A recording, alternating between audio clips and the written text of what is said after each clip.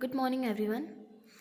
आप लोगों का जो हमने टॉपिक छोड़ा था क्रोमोसोम के स्ट्रक्चर के बारे में, उसमें मैंने आपको types of chromosome on the basis of centromere presence, centromere के प्रेजेंस के बेसिस पे जो टाइप्स थे क्रोमोसोम के वो बता दिए थे, जिसके अंदर फर्स्ट टाइप था एक्रोसेंट्रिक।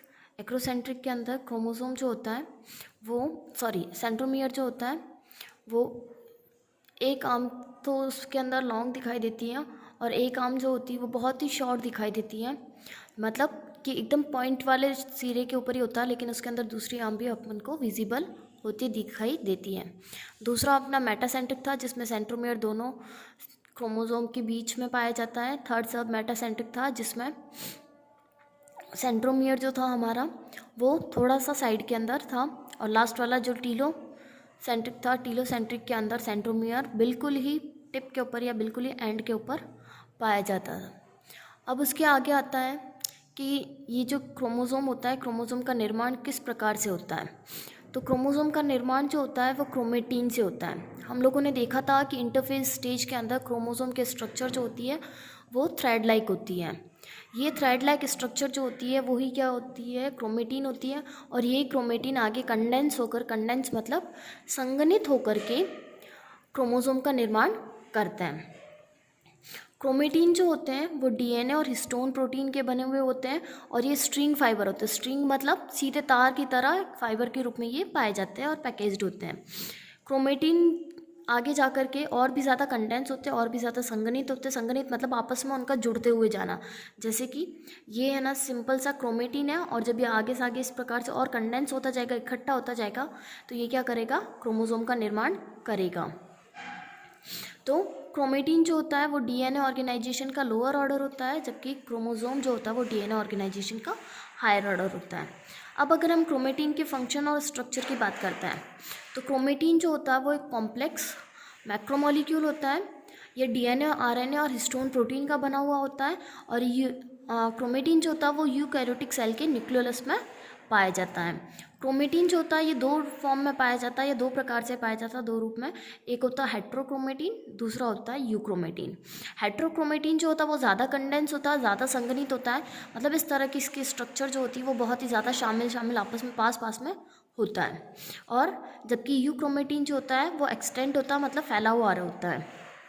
क्रोमेटिन का अगर हम प्राइमरी कंपोनेंट जो होता है वो हिस्टोन प्रोटीन होता है, और ये डीएनए के ऊपर बीड लाइक स्ट्रक्चर के रूप में बनाने में हेल्प करता है, जो न्यूक्लियोसोम कहलाता है। ये बीड लाइक स्ट्रक्चर हम इसके अंदर देखते हैं डायग्राम के अंदर कि ये डीएनए होता है, डीएनए का डबल स्ट्रैंड है। ये डीएनए का डबल स्ट्रैंड आगे जाकर के वापस जब रेप्लिकेटेड होता है तो ये सिंगल स्ट्रिंग जो बनती है, ये सिंगल स्ट्रिंग क्या कहलाती है, क्रोमेटीन कहलाती है। और ये आगे कॉइल्ड होकर के इसके ऊपर हिस्टोन प्रोटीन जो होते हैं ये बीड लाइक स्ट्रक्चर बना रहे हैं। बीड लाइक मतलब मोती के प्रकार में, मोती जिस प्रकार से लगे हुए होते हैं उस प्रकार से ये हिस्टोन प्रोटीन जो होते हैं इस क्रोमेटीन के चारों ओर लगते हैं। फिर ये हिस्टोन प्रोटीन इसके चारों ओर लगते हैं, तो इस स्ट्रक्चर को हम बोलते हैं न्यूक्लियोसोम। इस न्यूक्लियोसोम के अंदर 147 बेस पेयर पाए जाते हैं। 47 बेस पेयर कौन से होते हैं, जो डीएनए के अंदर एडिनोसिन, थाइमिन, गुआनिन और साइटोसिन जो पाया जाता है वो बेस पेयर कहलाते हैं। और वो बेस पेयर कितने होते हैं इस न्यूक्लियोसोम के अंदर, 147 पेयर पाए जाते हैं।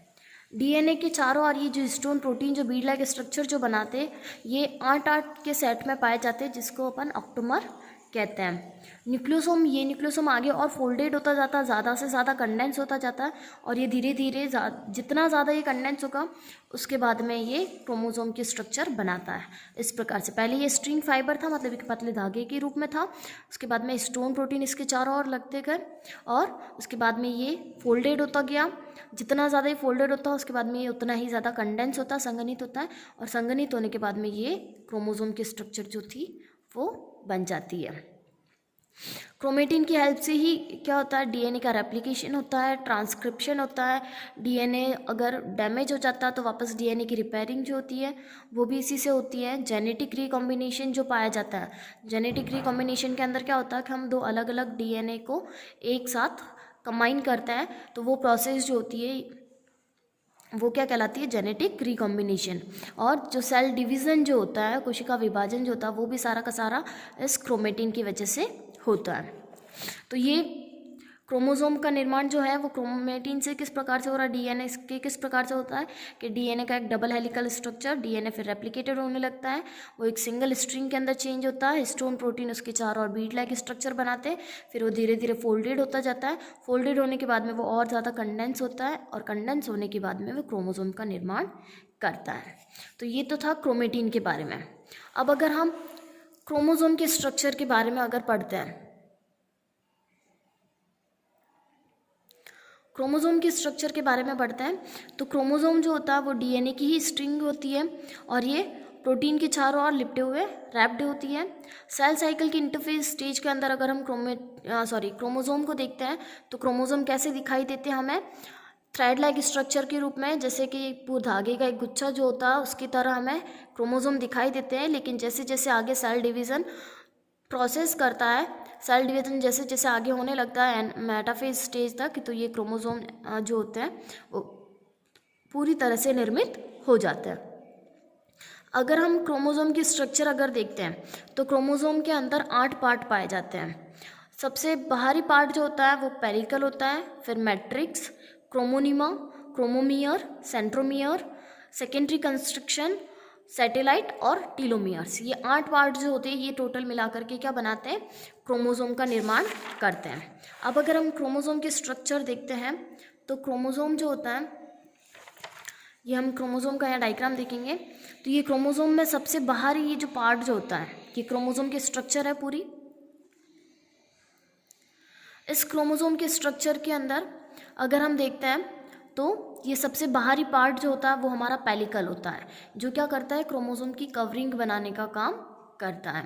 ये क्रोमोसोम की कवरिंग बनाता है और ये पेलिकल जो बना हुआ होता है ये नॉन जेनेटिक मटेरियल का बना हुआ होता है। नॉन जेनेटिक मटेरियल कौन से होते हैं, मतलब जेनेटिक मटेरियल जो एक जनरेशन से दूसरी जनरेशन में ट्रांसफ़र होता है और नॉन जेनेटिक जो कि ट्रांसफ़र नहीं होते हैं। तो पेलिकल जो होता है वो क्या होता है, नॉन जेनेटिक मटेरियल का बना हुआ होता है और क्रोमोसोम की सबसे आउटर लेयर बनाने का काम करता है। उसके बाद में सेकेंड पार्ट आता है मैट्रिक्स। सेकेंड पार्ट कौन सा आता है, मैट्रिक्स आता है। मैट्रिक्स जो होता है, इस पेलिकल के अंदर एक लिक्विड स्ट्रक्चर पाई जाती है या लिक्विड भरा हुआ होता है, उस लिक्विड को हम बोलते हैं मैट्रिक्स। ये मैट्रिक्स जो होता है वो भी नॉन जेनेटिक होता है। उसके बाद में थर्ड पार्ट जो आता है वो आता है क्रोमोनिमा।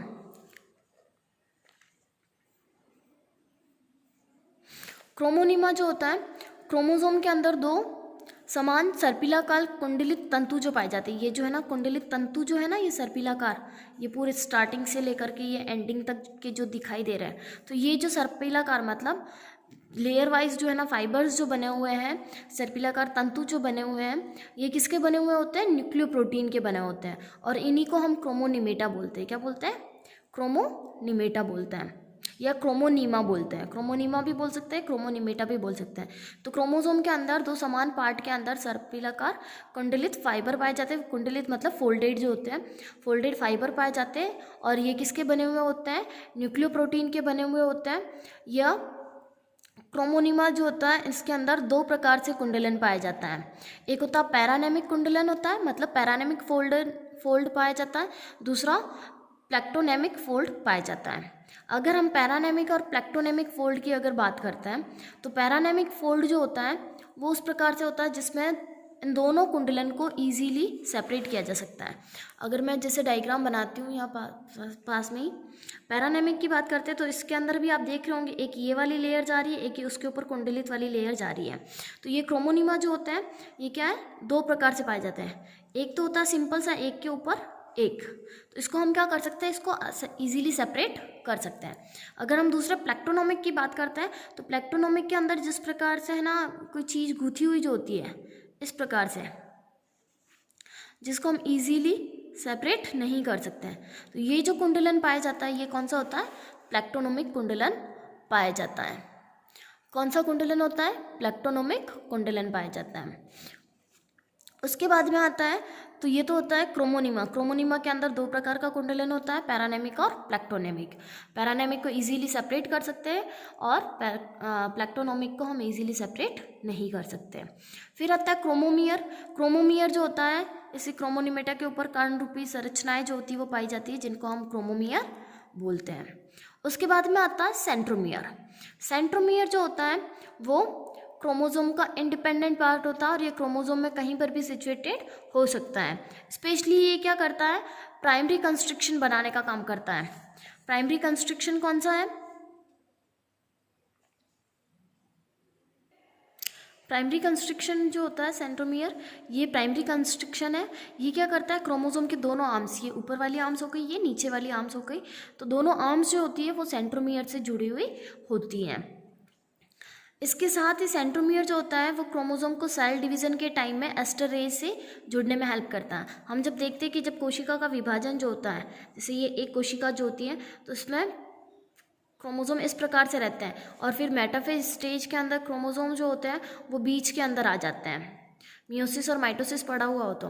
और एनाफेज स्टेज के अंदर क्या होते हैं, क्रोमोसोम जो होते हैं वो स्पाइंडल फाइबर या एस्टर रेज की हेल्प से दोनों साइड में अलग अलग जुड़ जाते हैं इस प्रकार से, और वी शेप के स्ट्रक्चर जो होती है वो बनाते हैं।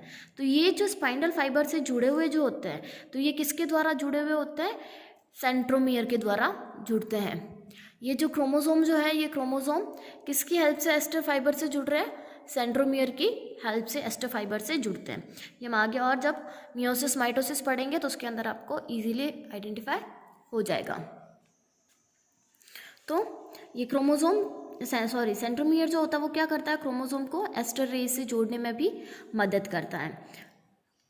इसके अलावा सेंट्रोमियर की प्रेजेंस तो हमने देख ही ली थी, जिसके बेस पे एक्रोसेंट्रिक, टीलोसेंट्रिक, मेटासेंट्रिक, सब मेटासेंट्रिक वाला जो पोर्शन स्ट्रक्चर थी वो हमने पहले पढ़ ली थी।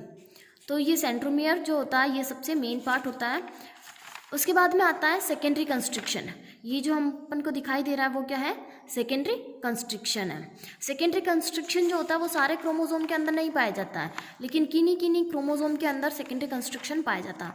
और ये सेकेंडरी कंस्ट्रक्शन जो होता है ये न्यूक्लियोलस बनाने में हेल्प करता है, जो केंद्रिका जो होती है उसको बनाने में ये हेल्प करता है।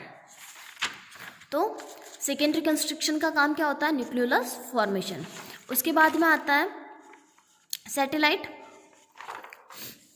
क्रोमोसोम के अंदर सेकेंडरी कंस्ट्रक्शन के आगे एक लंबा गोल नो ब्लैक स्ट्रक्चर बनी हुई होती है, जिसको अपन क्या बोलते हैं, सैटेलाइट बोलते हैं। ऐसे क्रोमोसोम जिनके अंदर सैटेलाइट पाई जाती है उनको सेट क्रोमोसोम बोलते हैं, और इस सेट का पूरा नाम है साइन एसिडो थाइमोन्यूक्लिनिक। साइन एसिडो थाइमोन्यूक्लिनिक क्रोमोसोम जो होते हैं सेट क्रोमोसोम कहलाते हैं। सेट क्रोमोसोम कौन से होंगे, जिनके अंदर सैटेलाइट पाई जाएगी। सेट की फुल फॉर्म क्या होती है, साइन एसिडो थाइमोन्यूक्लिनिक क्रोमोसोम। ठीक है, एक ही क्रोमोसोम के ऊपर कभी कभी 2 या 2 से ज़्यादा सैटेलाइट भी हो सकती हैं। ह्यूमंस के अंदर भी है ना बहुत सारे क्रोमोसोम होते हैं जिनके अंदर सैटेलाइट्स पाई जाती है, जैसे एक्स क्रोमोसोम वगैरह जो होते हैं, और भी अलग अलग नंबर है जिनके ऊपर सैटेलाइट्स पाई जाती हैं। उसके बाद में अगर हम बात करते हैं लास्ट जो होता है क्रोमोसोम का, तो वो होता है टीलोमियर। ये क्रोमोसोम के अंदर पोल का निर्माण करते हैं। जैसे ये सैटेलाइट हो गई क्रोमोसोम के स्ट्रक्चर के अंदर, सबसे नीचे की तरफ ये कैसा होता है, राउंड होता है, नो ब्लैक होता है। नो ब्लैक मतलब गुंडी नुमा, गुंडी जिस प्रकार से होती है ना किसी चीज़ को पकड़ने के लिए, तो उस प्रकार से ये स्ट्रक्चर होती है सैटेलाइट। और इन सैटेलाइट का नंबर जो होता है वो क्रोमोसोम के अंदर 2 या 2 से ज़्यादा भी हो सकता है, किसी के अंदर 1 भी हो सकता है। और सबसे एंडिंग वाला पॉइंट जो होता है वो होता है टीलोमियर। और टीलोमियर क्या करता है, क्रोमोसोम का पोल फॉर्मेशन में हेल्प करता है, ध्रुव के निर्माण में हेल्प करता है। तो ये तो था क्रोमोसोम की स्ट्रक्चर। अब हम इसी के अंदर हमने क्रोमेटिन देख लिया, क्रोमोसोम देख लिया। अब इसके अंदर एक और वर्ड आता है क्रोमेटिड्स। क्रोमेटिड्स जो होता है वो क्या होता है, हमने क्रोमोसोम तो देख लिया कि क्रोमोसोम जो होते हैं क्रोमेटिन कंडेंस होकर के क्रोमोसोम का निर्माण करता है, और ये क्रोमोसोम आपस में सेंट्रोमियर के द्वारा जुड़े हुए होते हैं। लेकिन क्रोमेटिड्स जो होते हैं, अगर हम क्रोमेटिड्स की अगर बात करते हैं तो हम अगर एक क्रोमोसोम को देखेंगे तो ये इस प्रकार से पेयर सिंगल क्रोमोसोम जो होगा उसकी स्ट्रक्चर इस प्रकार से पाई जाती है, वी शेप एक्स शेप के अंदर पाई जाती है, और ये बीच में किससे जुड़े हुए हैं, सेंट्रोमियर से। लेकिन जब हम देखते हैं कि जब इनके अंदर डिवीज़न होता है, मियोसिस और माइटोसिस होता है, तो मियोसिस डिवीज़न के टाइम पे ये क्रोमेटिड्स जो होते हैं वो सेपरेट हो जाते हैं। मतलब इसके जो ये दोनों आर्म्स जो बनी हुई ना, एक्स की दोनों भुजाएं, ये दोनों भुजाएं जो होती है वो क्या हो जाती है, अलग अलग हो जाती है। इनको हम बोलते हैं क्रोमेटिड्स। जब ये अलग अलग हो जाती हैं तब इनको हम क्या बोलेंगे, क्रोमेटिड्स। और दोनों आपस में जुड़ी हुई जब रहेगी तो इनको हम बोलेंगे क्रोमोसोम। बात समझ में आ गई। जब ये आपस में जुड़े हुए हैं सेंट्रोमियर से तब इनको हम, इस पूरे स्ट्रक्चर को तो हम बोलेंगे क्रोमोसोम। और जब इसकी ये आर्म्स जो होती है वो अलग अलग हो जाती है, दोनों भुजाएं अलग अलग जब हो जाती हैं तब इनको हम बोलते हैं क्रोमेटिड्स। अगर क्रोमोसोम के अंदर दोनों क्रोमेटिड्स अगर एक ही सेंट्रोमियर के द्वारा आपस में जुड़े हुए हैं तो ये दोनों कहलाएंगे सिस्टर क्रोमेटिड्स। क्या कहलाएंगे, सिस्टर क्रोमेटिड्स।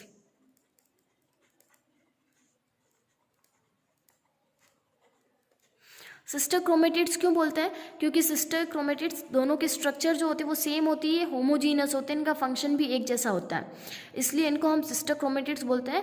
लेकिन मियोसिस अर्धसूत्री विभाजन के समय क्रोमोसोम के ये सिस्टर क्रोमेटिड्स जो होते हैं ये विभाजित हो जाते हैं। और माइटोसिस के अंदर भी ये सिस्टर क्रोमेटिड्स जो होते हैं वो अलग अलग हो जाते हैं। तो ये स्ट्रक्चर दोनों जब आर्म सेपरेट हो जाती है तो इनको हम क्या बोलेंगे, क्रोमेटिड्स बोलेंगे। क्लियर। तो ये तो था हमारा topic structure of chromatin. Chromatin हमने देख लिया था। उसके बाद में क्रोमोसोम, क्रोमोसोम के स्ट्रक्चर हमने देख ली। और क्रोमेटिड्स क्या होते हैं, क्रोमेटिड्स भी हमने देख लिया। क्रोमोसोम किसे बोलेंगे और क्रोमेटिड्स किसे बोलेंगे, डिफरेंस भी हमने देख लिया।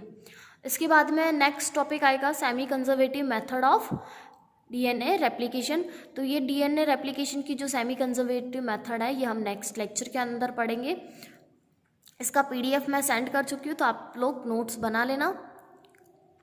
Okay, thank you.